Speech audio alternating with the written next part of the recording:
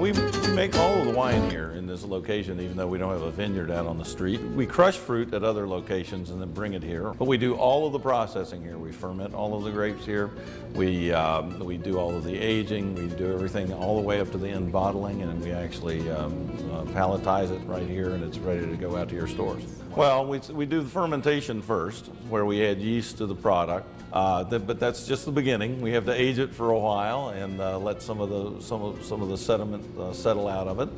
And then we sometimes go into barrel with it, depending upon the product. If we want a little oakiness, and it'll usually sit in barrel for maybe up to 6 months to a year.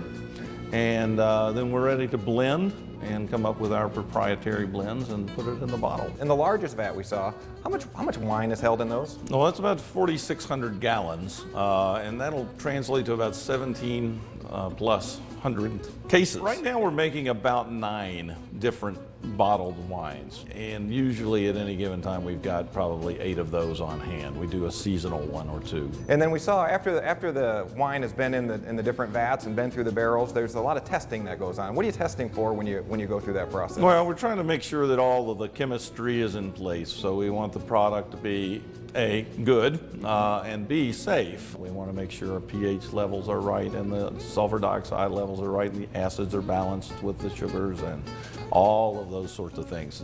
So all of that is tested all along the way. We do the finished product here. We connect to a tank. We start the bottle, empty bottle, to finished product. We run one off the line about every 3 seconds, so we can run almost 1,000 bottles an hour. Yeah.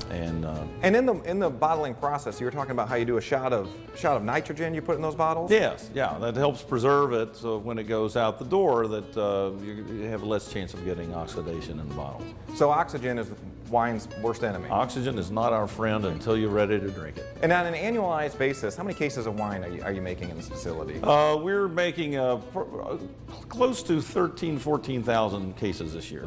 We don't have any new products immediately coming in. We may have a few surprises right on the horizon, though, coming in, particularly for the end of the year. We've got a little holiday wine that we're hoping to have ready for the holiday season.